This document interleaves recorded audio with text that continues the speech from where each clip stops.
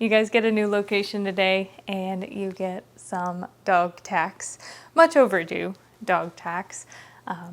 Monday is usually the day I would do my rotisserie chicken video, but we've had a lot of things going on over the past week and I did not get a chance to film that this week.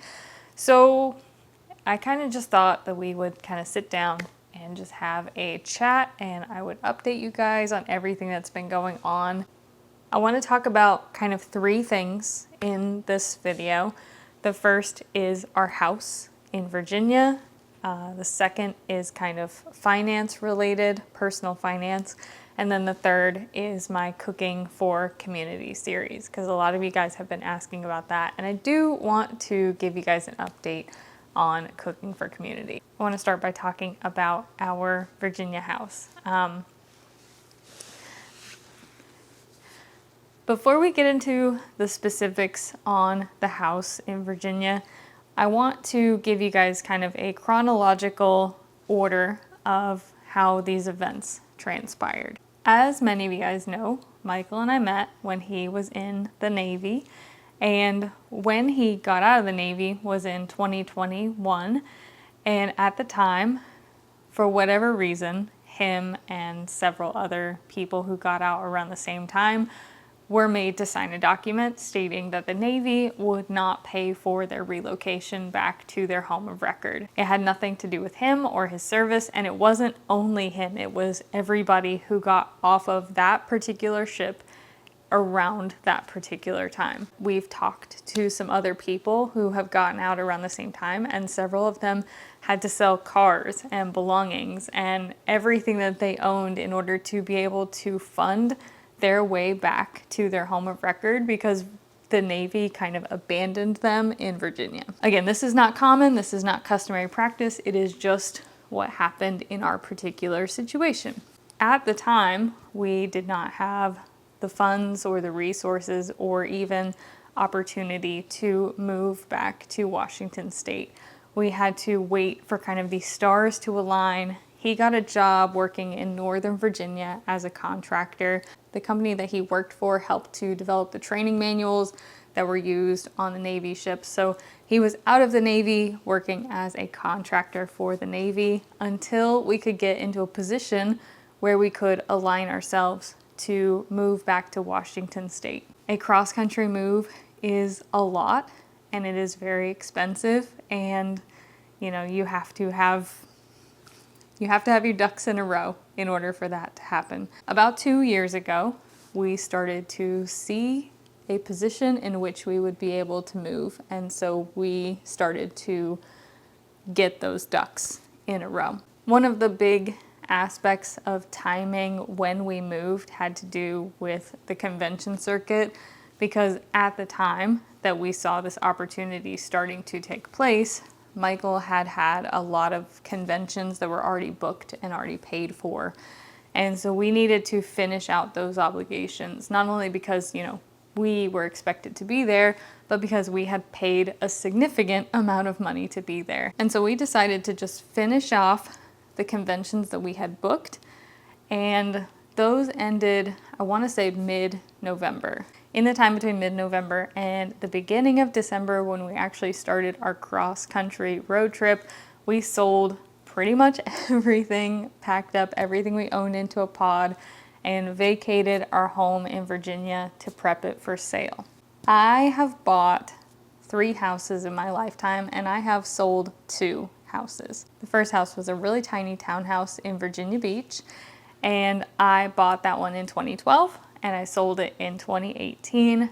It was on the market for less than a month, and within less than a month we had a full cash offer closing in 14 days. Took the money from that house, turned around, got a little bit of a bigger house in Chesapeake, Virginia, lived in that one from 2018 to 2021. And with that house, I had 4 showings in the first 2 days, and it was under contract within 7 days of going on the market. So I was fairly confident in our decision to move to Washington before our house was sold in Virginia.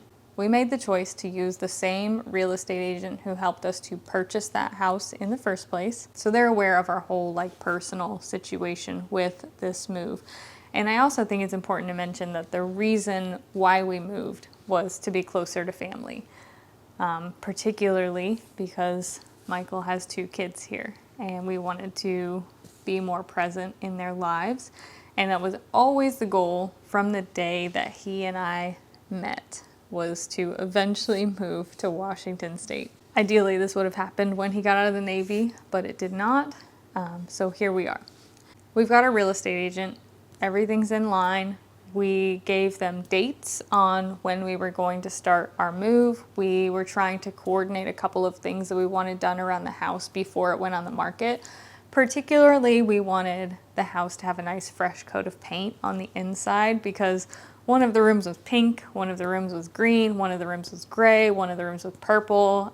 We had like a little swatch of paint on the kitchen wall that was supposed to be washable, and it ended up not being washable. So there was like, we just wanted the house to look presentable, and we didn't want someone to come in and feel like they had to do this big paint job. So our real estate agent is aware of the dates that we're moving. We're trying to align this kind of paint thing, and our goal was to have our house on the market around December 15th.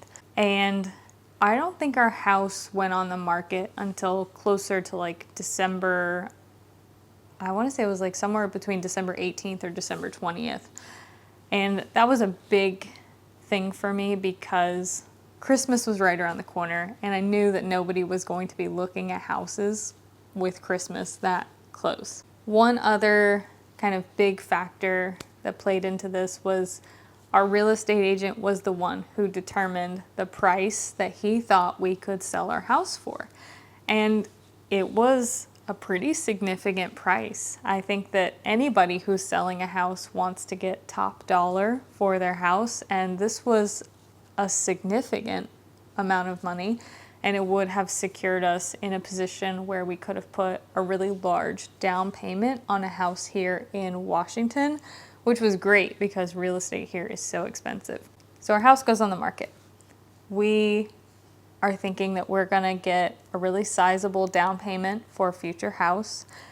And as soon as we get to Washington State, we immediately start entering the housing market looking for something in anticipation that our house in Virginia would sell fairly quickly.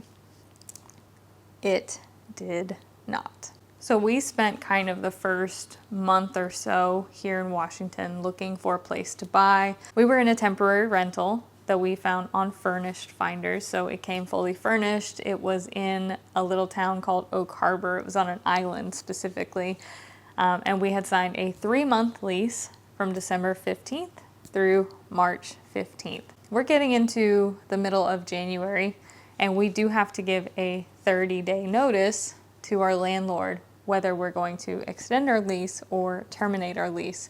So it's really important for us to figure out what we're doing before February 15th. We realized a couple of things in this process. The first is that our house was not selling. Nobody was looking at it.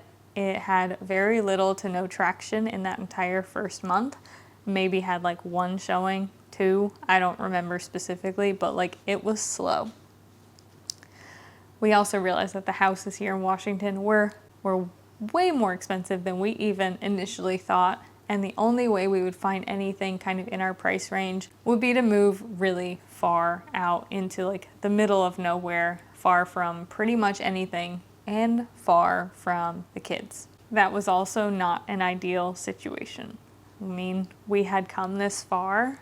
We wanted to be a part of things. We didn't want to have to drive an hour and a half to 2 hours to go to a football game or to go to school events and stuff like that. So it was more important for us to be closer than it was for us to find a specific kind of house. In the midst of all this process, I start looking at other rentals because we did want to get closer. And luckily, I found this house that we are currently in as a rental, and I do think our rent here is extremely affordable for Washington State. I know that if we were to buy this exact same house that I am in right now, our mortgage payment would be $2,000 more a month than our rent currently is. So again, super affordable place for us to stay. I felt comfortable in moving into this house. We are close to everything. We're close to the kids. Most importantly, we love this house. We absolutely feel at home here. It is beautiful and we can afford it comfortably, and that was the most important part.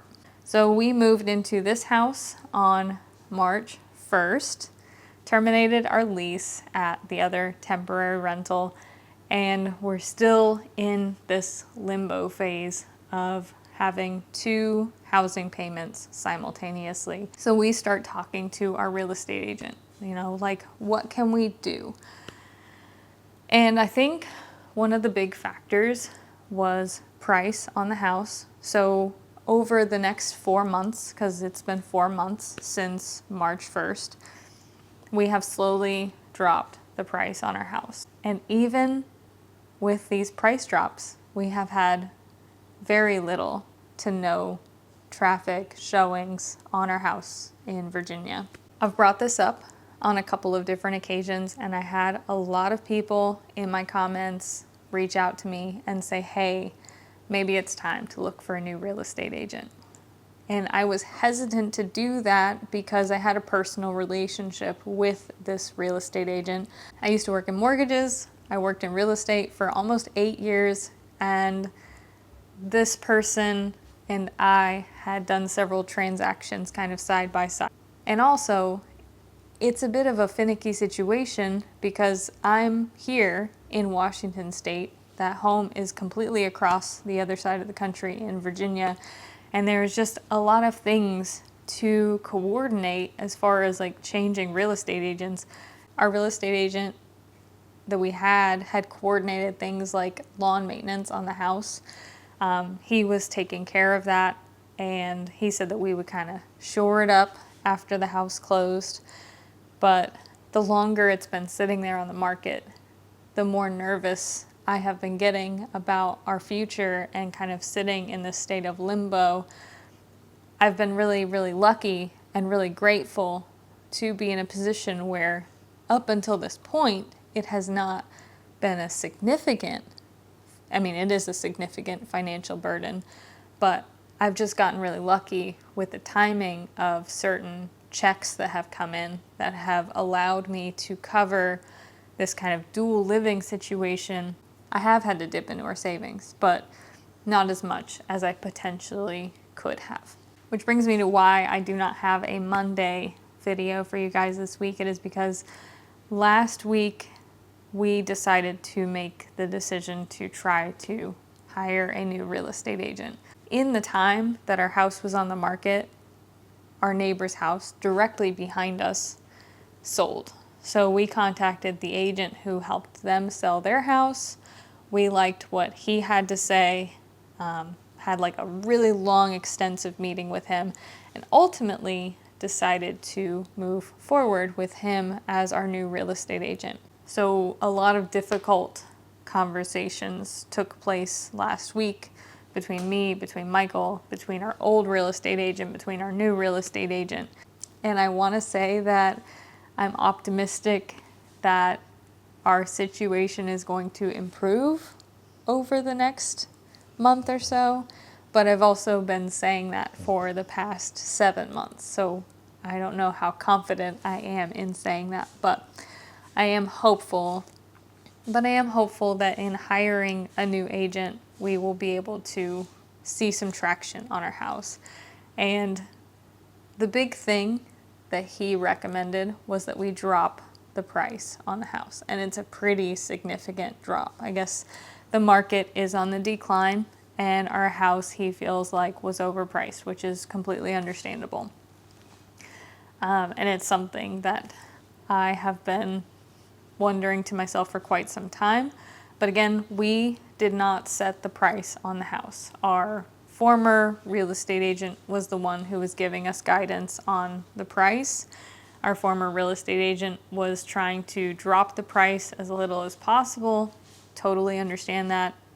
I think that one thing that we wished would have happened was just an honest conversation about, hey, if you want to get this house sold, we need to drop the price a lot. So our ultimate plans of being able to use the money from the house to pay off all of our debt, pay off all of our loans, pay off our car, that is not going to happen. We are going to be able to pay off the liens associated with the house, have a little bit of money left over, and that looks like it's going to be it. And that's okay. Ultimately, I just want to put ourselves in a better monthly position where all we have to take care of is the rent and utilities on this house, and we're not having to worry about rent, utilities, maintenance, and care on a house across the country. I've always strived for transparency, and I see you guys as like my friends. So I just wanted to come on here and explain that. And so that's where I've been over the past week, is trying to coordinate these big moves, hopefully in anticipation of being able to actually sell our house in Virginia. When I have discussed this topic in the past, I've had a lot of people look at it in a very negative light, as if I'm complaining, and I'm absolutely not complaining. I think that it's important to remember that two things can be true at the same time. I can be grateful for the opportunities that I've gotten. I can be grateful to be in a position where I can pay for both of these things, but I can also be in a position where I am scared for the uncertainty. I am scared for how long I am able to maintain these costs. And I did not expect this to last for 7 months. And I really just want to sell this house and be able to breathe again, because I feel like I have not been able to breathe in the past 7 months. It's just a lot of stress, a lot of pressure. I have been really lucky to have sponsorships come through. The sponsorships, so for those of you who do sit through my sponsored, so for those of you that do sit through the sponsored things that I put out, I appreciate you so much. It is because of those that I have been able to stay afloat for the past 7 months and not have to dip into my savings too significantly. So that's huge. Sun's kind of in and out today. Washington State problems. The savings that I have not had to dip into is my tax money for this year. I have had to file a federal tax extension. As somebody who is self-employed, I am responsible for setting aside my own money to cover my own federal tax return. And that's what that money was for. And we've just been holding on to it as like this little cushion and hoping that things will turn around. So when I say that, we've had to dip into our savings, it's not even really our savings. It is tax money that I need. And that's the final deadline. Is I filed an extension. I have until October to file my taxes and pay my taxes without having to get an installment plan through the IRS. So October is like my end all be all. I really need to have this house sold by then. So I will do anything in my power to make sure that we are in a better position come October. I'm sure you're listening to all of this and thinking that this sounds like a lot for anyone to deal with, and it certainly is, but I'm handling it. And I've been handling it for the better part of 7 months, and I will continue to handle it to the best of my ability, and I'll just toss an update your way whenever I have one to share. Which brings me to cooking for community, because I have had a lot of people ask me if and when that is coming back, and I do want to bring that back. With everything that's been going on, I want to make sure that I'm in a really good position to commit myself to an individual or multiple individuals, to be able to dedicate my time and my resources to those individuals. Currently, I feel split between multiple things, you know, home here, home in Virginia, and when I talk about these topics, inevitably I get people asking how they can help, and I just want to say, like, you guys just being here is all the help I could ever ask for. Tuning into my videos, again, sitting through the sponsorships whenever I have them. I am not the type of person to ever crowdfund my channel. Probably, don't hold me to this, because I can't really say never, but like Patreon is not something I am interested in doing. I am very generally not the type of person who wants to have kind of outside pressures put on myself. More recently, in the past few years, I have noticed that I struggle a lot with executive dysfunction. And I do not want anyone to feel like I am disappointing them or not managing expectations well.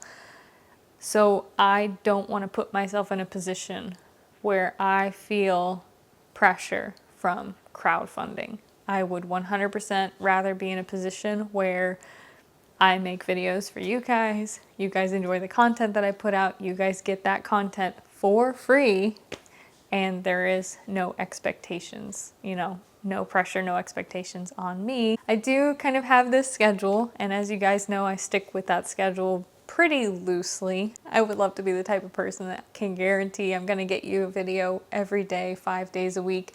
As you can see, that has not really happened as much as I have tried to make it happen.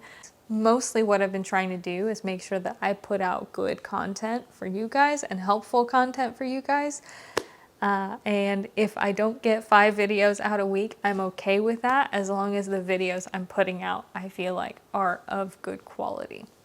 So Cooking for Community is on pause, and it will continue to be on pause until I sell this house, because that is kind of my number one priority right now, is making sure that I am free of that obligation before I take on any additional obligations. I want to end this video by saying that I am grateful to each and every one of you for tuning in every day, every week, for coming back to my channel, for being a part of my life. It means more to me than any of you could ever imagine. I'm very introverted. I'm not very good at talking about certain things. I'm not very good at being a YouTuber. I'm actually quite terrible at it. I've mentioned in a past video, I feel like YouTube, particularly, I feel like vlogging, these are very like extroverted personality types of things, and I've just been trying to exist in a space that I don't really quite feel like I fit into. I want to be the YouTuber that does not delve into extremes or clickbaits or gimmicks. I want to be the YouTuber that shows real life and reality. I'm sorry, I'm getting quaky here. Whew, let me take a breath. It's always important for me, for my channel to be real, for it to be me, and that is difficult when social media tends to reward extremism. Virality goes to the people who put out the most extreme content, and I just don't want to fall into that bracket. I want to just be relatable and real and just be a presence in your lives, and I'm glad that you are a presence in mine. I always have been, and I always will be, a very like silver linings type of person, and this is no different than that. Every day I wake up with like the most hope and optimism that things are going to turn around soon, and I really hope that these moves that I'm making this week, last week, are going to change that and change the direction of things, so that I can begin to focus on the things that I really am passionate about and the things that I really miss. God, stop. Okay. I think we're going to leave it at that. Getting a little choked up here at the end. So thank you to all of you. Thank you for your patience with me. Thank you for your empathy. Thank you for your understanding. I am so grateful. I will continue to be grateful. And I will continue to just be me. No Monday video this week, but I hope you guys are having a fantastic day. I hope you're having a great week, I hope you had a great weekend, and I will see you again soon. Very, very soon.